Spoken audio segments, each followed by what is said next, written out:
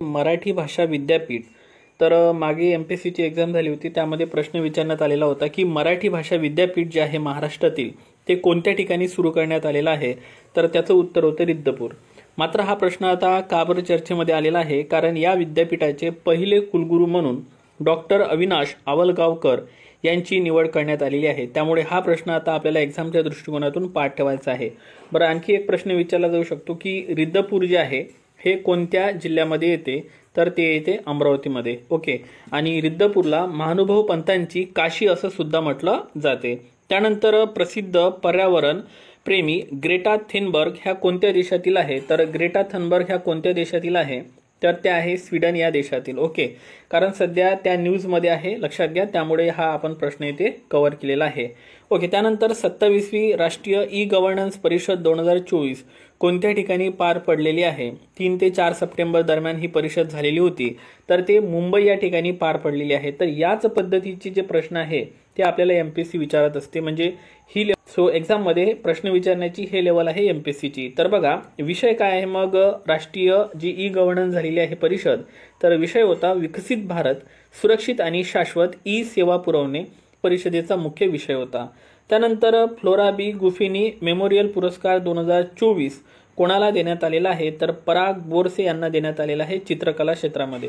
बघा, आपण बऱ्याचदा एक्झाममध्ये पाहत असतो, कधी कधी काही ऑड जे आपल्याला अवॉर्ड असतात ते विचारले जातात. ओके, तर त्यामुळे हा प्रश्न तुम्ही पाठ ठेवा, प्रश्न दिसणार आहे. ग्रॅमी अवॉर्ड हा संगीत क्षेत्रामध्ये आहे. हा प्रश्न आपल्याला राज्यसेवा प्रीमध्ये विचारलेला होता. पुलित्झर अवॉर्ड आहे तो पत्रकारिता या क्षेत्रामध्ये दिला जातो, लक्षात ठेवा. त्यानंतर व्हिटले अवॉर्ड आहे पर्यावरण क्षेत्रामध्ये. तर यावर्षीचा व्हिटले अवॉर्ड कोणाला देण्यात आलेला आहे नक्की खाली कमेंट बॉक्समध्ये सांगा. कारण सराव आता वरून युद्ध सराव हा भारत आणि फ्रान्स या देशादरम्यान साजरा केला जातो.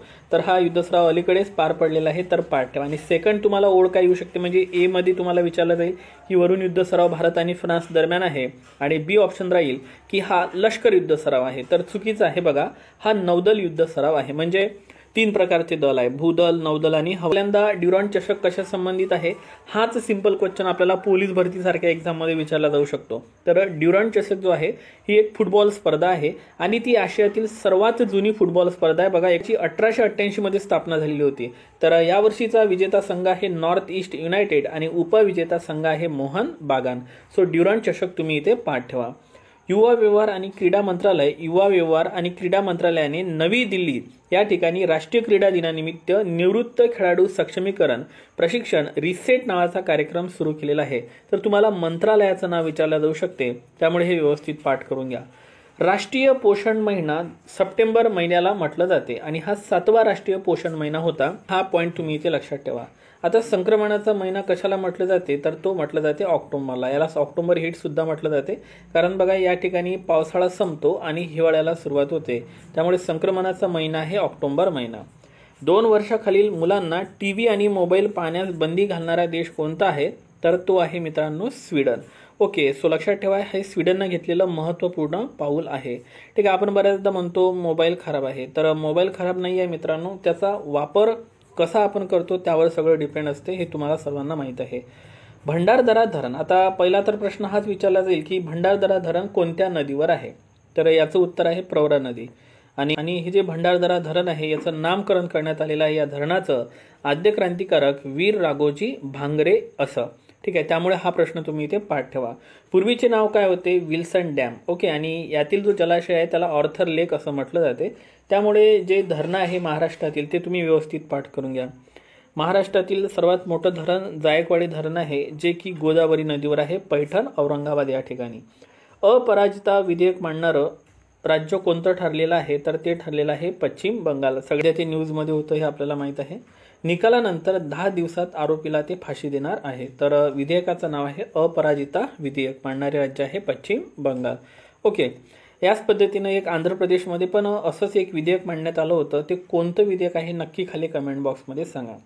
आता पुढचा जो प्रश्न आहे हा अत्यंत महत्त्वाचा आहे. 22व्या कायदा आयोगाचे अध्यक्ष कोण आहे, तर ते आहे ऋतुराज अवस्थी. आता मी हा प्रश्न का लिहून दिला, कारण आपल्या ज्या देशाच्या राष्ट्रपती आहेत त्यांनी अलीकडेच 23व्या कायदा आयोगाच्या स्थापनेची घोषणा केलेली आहे. त्यामुळे आपल्याला 22वा कायदा आयोग विचारला जाऊ शकतो, तर त्याचे अध्यक्ष आहे ऋतुराज अवस्थी. आणि पहिला कायदा आयोग हा 1955 मध्ये करण्यात आलेला होता, लक्षात असू द्या. Lives of life, inspector Chougule आणि मॅडम कमिशनर हे जे बुक्स आहे हे 3 बुक्स कोणाचे आहे तर मीरा चडा बोरोनकर यांचं हे पुस्तक आहे. लक्षात असू द्या यांचे हे पुस्तक आहे हे आपल्याला पाठ ठेवायचे आहे. हे सर्व प्रश्न जे आहे मित्रांनो आजच्या लेक्चरमधील हे अत्यंत क्वालिटीचे प्रश्न आहे. तुम्ही हे व्यवस्थित लिहून घ्या आपल्या बुक्समध्ये. ठीक आहे. राष्ट्रपती द्रौपदी मुर्मू यांनी नवी दिल्ली येथे सर्वोच्च न्यायालयाच्या 75व्या स्थापना दिनानिमित्त नवीन ध्वज व चिन्हाचे अनावरण केलेले आहे. तर या ध्वजामध्ये काय आहे असं तुम्हाला विचारलं जाऊ शकते. तर अशोक चक्र, सर्वोच्च न्यायालयाची इमारत आणि भारताचे संविधान या 3 घटकांचा समावेश या ध्वजामध्ये करण्यात आलेला आहे. आपलं जे सर्वोच्च न्यायालय आहे या सर्वोच्च न्यायालयाची स्थापना हे कलम 124 नुसार केली जाते. आणि आपलं जे सर्वोच्च न्यायालय आहे लक्षात घ्या या सर्वोच्च न्यायालयाचे जे सरन्यायाधीश असतात आणि इतर न्यायाधीश असतात यांच्या निवृत्तीचं वय जे असते ते 65 वर्ष इतके असते. आणि सर्वोच्च न्यायालयाच्या न्यायाधीशांची संख्या वाढवण्याचा अधिकार हा संसदेला असतो. हा एक पॉईंट सर्वांनी इथे लक्षात घ्या. ओके. आपलं सर्वोच्च न्यायालय जे आहे ते अभिलेख न्यायालय असते. या संबंधित कोणती कलम आहे सर्वोच्च न्यायालय हे अभिलेख न्यायालय आहे ते मला नक्की खाली कमेंट बॉक्समध्ये सांगा. पहिला विज्ञानरत्न पुरस्कार कोणाला देण्यात आलेला आहे तर गोविंदराजन पद्मनाभन यांना हा पुरस्कार देण्यात आलेला आहे. शाईन 2 क्षेपणास्त्राची यशस्वी चाचणी घेणारा देश कोणता आहे तर तो आहे पाकिस्तान. तर बघा पाकिस्तानने शाईन 2 या क्षेपणास्त्राची यशस्वी चाचणी घेतलेली आहे. सध्या भारतामध्ये एकूण किती रामसर स्थळे आहे तर आपल्या सर्वांना माहीत आहे ही संख्या 85 झालेली आहे आणि हे नेहमी बदलत राहते. रामसर करार हा 2 फेब्रुवारी 1971 मध्ये करण्यात आलेला होता. हा पॉईंट लक्षात घ्या. म्हणून जागतिक पाणथळ संरक्षण दिवस हा 2 फेब्रुवारीला साजरा केला जातो. 20 ऑगस्टला अक्षय ऊर्जा दिवस असतो. तर एक आणखी लक्षात ठेवा 16 सप्टेंबरला जागतिक ओझोन दिवस असतो. सलग दुसऱ्यांदा जगातील सर्वोत्तम केंद्रीय बँकरचा पुरस्कार कोणाला देण्यात आलेला आहे तर शक्तिकांत दास यांना देण्यात आलेला आहे जे RBIचे गव्हर्नर आहे 25वे. रेसिंग चॅम्पियन कोण ठरलेले आहे तर त्या ठरलेले आहे डायना पुंडोले. त्यानंतर पहिला आंतरराष्ट्रीय अंतराळ दिवस केव्हा साजरा करण्यात आलेला आहे तर 23 ऑगस्ट 2024 रोजी साजरा करण्यात आलेला आहे. ठीक आहे. हा एक महत्त्वाचा प्रश्न आहे लक्षात ठेवा. पहिल्या ई-स्पोर्ट ऑलिम्पिकचे उद्घाटन कोणत्या देशामध्ये केले जाणार आहे तर तो देश आहे Saudi Arabia. It's a very important question. महाराष्ट्रातील पहिले सौर ग्राम कोणते आहे तर ती आहे मान्याची वाडी सातारा या ठिकाणी. ओके. आणि ह्या प्रश्नाला IMP करा. ओके. संदर्भ आहे MPSC स्पेस नावाचं टेलिग्राम चॅनल. तुम्ही याला नक्की जॉईन करा. त्यानंतर स्टॅच्यू ऑफ युनियन पद केलं जाणार आहे. तर बघा काय आहे स्टॅच्यू ऑफ युनियन तर महाबली हनुमानजीची 90 फूट उंचीची कांस्य मूर्ती आहे आणि ही अमेरिकेतील 3री सर्वात उंच मूर्ती ठरलेली आहे. त्यामुळे स्टॅच्यू ऑफ युनियन तुम्हाला पाठ ठेवायचा आहे महाबली हनुमानजी संबंधित. त्यानंतर statue of knowledge doctor Babasaheb Ambedkar यांचा पुतळा आहे लातूर या ठिकाणी. Statue of unity Sardar Vallabhbhai Patel यांचा पुतळा गुजरात या ठिकाणी. स्टॅच्यू ऑफ इक्विलिटी संत रामानुजाचार्य यांचा पुतळा हैदराबाद या ठिकाणी. आणि statue of prosperity Shri Nadaprabhu Kempegowda Bengaluru या ठिकाणी हा पुतळा आहे. तर हे सर्व पाठ करा कारण एक्झाममध्ये तुम्हाला यावरती प्रश्न येणार आहे. भारताचे पहिले रियुजेबल हायब्रिड रॉकेट प्रक्षेपिताचं नाव काय आहे तर RHUMI-1 पाठ ठेवा. आणि कशा संबंधित आहे तर ग्लोबल वॉर्मिंग व हवामान बदलाच्या संशोधनात मदत करणार आहे. त्यानंतर हिजबुल्ला दहशतवादी संघटना सध्या न्यूजमध्ये आहे. ते कोणत्या देशामध्ये आहे तर लेबनॉन देश लक्षात ठेवायचा आहे. पर्यटन विकास निर्देशांक 2024 मध्ये भारताचा कितवा क्रमांक लागतो तर तो आहे 39वा. हा प्रश्न पण आपल्यासाठी महत्त्वाचा आहे. आणि पुढचा प्रश्न बघा हा याचा सगळ्यात महत्त्वाचा प्रश्न. डॉक्टर RN अग्रवाल यांचं निधन झालेलं आहे तर त्यांना अग्नी क्षेपणास्त्राचे जनक असे म्हटले जाते. त्यांना अग्निमॅन म्हणून सुद्धा ओळखले जाते. आणि अग्नी क्षेपणास्त्र जमिनीवरून जमिनीवर मारा करते. हा पॉईंट सर्वांनी इथे लक्षात घ्यायचा आहे. निर्मिती DRDOने केली आहे. मग आपण DRDO बद्दल माहिती बघूया. Defence and research development organisation स्थापना 1958 आहे 1 जानेवारी 1958. मुख्यालय दिल्लीला आहे आणि प्रमुख आहे Sameer V Kamat. So it's a very important question कारण मागच्या कंबाईनला आपल्याला इस्रोचे प्रमुख विचारलेले होते. यावेळेला आपल्याला DRDOचे प्रमुख नक्कीच विचारले जाणार. लोकलेखा समितीच्या अध्यक्षपदी KC वेणुगोपाल यांची निवड करण्यात आली आहे 2024-25 या वर्षासाठी. देशातील पहिल्या डिजिटल कोर्टचे उद्घाटन केरळमधील कोल्लम या ठिकाणी करण्यात आलेले आहे. म्हणजे देशातलं पहिलं digital court Kollam Kerala. IMP करा. त्यानंतर या कोर्टाचं नाव काय मग 24/7 ऑन कोर्ट म्हणजे 24 घंटे हे कोर्ट सुरू राहणार आहे. सेंट मार्टिन हे बेट सध्या न्यूजमध्ये आहे, तर ते बांगलादेशमधील आहे. हा पण पॉईंट पाठ ठेवा. महिला T20 विश्वचषक स्पर्धा 2024 ही संयुक्त अरब अमिराती या ठिकाणी होणार आहे. पूर्वी ही बांगलादेशला होणार होती, परंतु तिथं राजकीय अराजकता असल्यामुळं ही स्पर्धा आता संयुक्त अरब अमिराती या ठिकाणी होणार आहे. पाकिस्तान या देशाने शाईन 2 या क्षेपणास्त्राची यशस्वी चाचणी घेतलेली आहे, त्यामुळे हे पाठ ठेवायचं आहे आणि याचा पल्ला आहे 2000 किलोमीटर. अग्नि 4 क्षेपणास्त्राचे यशस्वी प्रक्षेपण करण्यात आलेले आहे. कशाचे बघा, तर अग्नि 4 या क्षेपणास्त्राचे यशस्वी प्रक्षेपण करण्यात आलेले आहे. तर कोठून करण्यात आलेले आहे, तर चांदीपूर ओडिशा या ठिकाणाहून करण्यात आलेले आहे. म्हणून हा प्रश्न आता इथे सर्वांनी लक्षात घ्या. आणि बघा मित्रांनो, एक सॅटेलाईट असतात ज्याला उपग्रह म्हणतात, जे इस्रो मार्फत सोडले जातात. तर जे सॅटेलाईट असतात, जे उपग्रह असतात, ते सर्वात जास्त श्रीहरिकोटा आंध्र प्रदेश इथून सोडले जातात. आणि हे अग्नि 4 जे क्षेपणास्त्र आहे हे चांदीपूर ओडिशा या ठिकाणाहून सोडलेले आहे. मग आता अग्निमॅन म्हणून कोणाला ओळखले जाते, तर डॉक्टर अनिल अग्रवाल यांना भारताचे अग्निमॅन म्हणून ओळखले जाते. आणि अग्नि क्षेपणास्त्र जे आहे ते जमिनीवर मारा करते. हा पॉईंट तुम्हाला इथे लक्षात ठेवायचा आहे. आंतरराष्ट्रीय साक्षरता दिवस हा 8 सप्टेंबरला साजरा करण्यात येतो. युनेस्कोने 1966 रोजी दरवर्षी 8 सप्टेंबर रोजी आंतरराष्ट्रीय साक्षरता दिवस साजरा करण्याचा निर्णय घेतलेला होता. ओके, सो कोणी, तर युनेस्कोने. तर हा एक पॉईंट लक्षात ठेवा. युनेस्कोचं मुख्यालय पॅरिस, फ्रान्स या ठिकाणी आहे. त्यानंतर AK-203 ही ॲसॉल्ट रायफल भारताने कोणत्या देशाकडून खरेदी केलेली आहे, तर ती रशिया या देशाकडून खरेदी केलेली आहे. ओके, पण एक प्रश्न हा लक्षात ठेवा की भारताची पहिली स्वदेशी बनावटीची जी ॲसॉल्ट रायफल आहे त्या रायफलचं नाव काय आहे, तर उग्रम. मोस्ट टाइम करा, येणाऱ्या MPSCच्या एक्झाममध्ये आपल्याला याच्यावरती प्रश्न दिसणार आहे. FDI मध्ये अव्वल राज्य कोणतं ठरलेलं आहे, म्हणजे प्रथम क्रमांकाचं, तर ते आहे महाराष्ट्र. आता FDI म्हणजे होते फॉरेन डायरेक्ट इन्व्हेस्टमेंट. मग यामध्ये प्रथम क्रमांकावर महाराष्ट्र आहे, दुसऱ्या क्रमांकावर आहे कर्नाटक आणि तिसऱ्या क्रमांकावर आहे दिल्ली हे केंद्रशासित प्रदेश. मित्रांनो, आपलं जे महाराष्ट्र राज्य आहे, महाराष्ट्र राज्याच्या उत्तरेला मध्य प्रदेश आणि दक्षिणेला कर्नाटक राज्य लागलेले आहे. तर MPला 8 जिल्हे लागलेले आहे आणि कर्नाटकला 7 जिल्हे लागलेले आहे महाराष्ट्राचे.